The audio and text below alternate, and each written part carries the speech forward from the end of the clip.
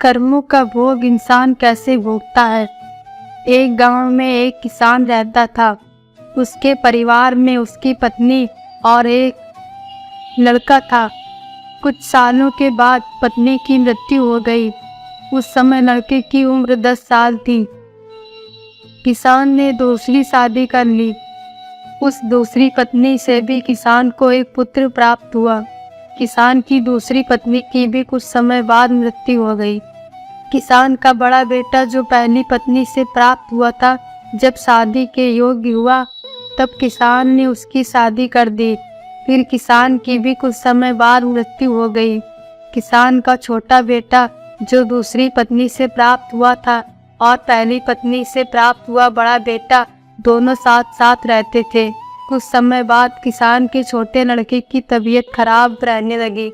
बड़े भाई ने कुछ आसपास के वैद्यों से इलाज करवाया, पर कोई राहत नहीं मिली। छोटे भाई की दिन ब दिन तबीयत बिगड़ती जा रही थी और बहुत खर्च भी हो रहा था। एक दिन बड़े भाई ने अपनी पत्नी से सलाह ली कि यदि छोटा भाई मर जाए तो हमें इसके इलाज के लिए पैसा खर्च नहीं करना पड़ेगा और जायदाद में आधा हिस्सा भी नहीं देना पड़ेगा। तब उसकी पत्नी ने कहा कि क्यों न किसी वैद्य से बात करके इसे जहर दे दिया जाए। किसी को पता भी नहीं चलेगा, किसी रिश्तेदारी में भी कोई शक नहीं करेगा कि बीमार था, बीमारी से मृत्यु हो गई।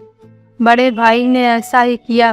एक वैद्य से बात की कि आप अपनी फीस बताओ, ऐसा करना, मेरे छोटे बीमार भाई को दवा के बहाने से जहर दे देना।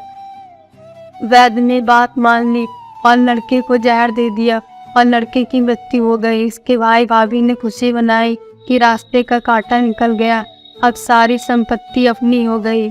उसका अंतिम संस्कार कर दिया गया।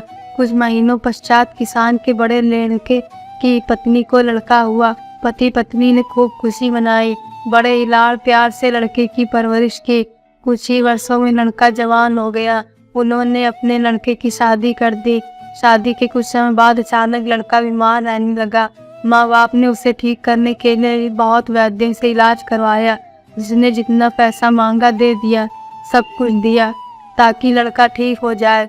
अपने लड़के के इलाज में अपनी आधी संपत्ति तक बेच दी, पर लड़का बीमारी के कारण मरने की कगार पर आ गया। शरीर इतना कमजोर हो गया कि अस्थि पिंजर शेष रह गया था। एक दिन लड़के को चारपाई पर लेटा रखा था और उसका पिता साथ में बैठा था। अपने पुत्र की ये दयनीय हालत देखकर दुखी हो गया। उसकी ओर देख रहा था। तभी लड़का अपने पिता से बोला कि भाई, अपना सब हिसाब हो गया, बस अब कफन और लकड़ी का हिसाब बाकी है, उसकी तैयारी कर लो। यह सुनकर उसके पिता ने सोचा कि लड़के का दिमाग भी काम नहीं कर रहा है बीमारी के कारण। पिता बोला, मैं तेरा बाप हूँ, भाई नहीं। तब लड़का बोला, मैं आपका वही भाई हूँ जिसको आपने जहर खिलाकर मरवाया था। जिस संपत्ति के लिए आपने मुझे मरवाया था, अब वो मेरे इलाज के लिए बिक चुकी है। अब की संपत्ति से हमारा हिसाब हो गया। तब उसका पिता फूट फूट कर रोते हुए बोला कि मेरा तो कुल नाश हो गया। मैंने जो किया मेरे आगे आ गया, पर तेरी पत्नी का क्या दोष था जो इस बिचारी को जिंदा जलाया जाएगा।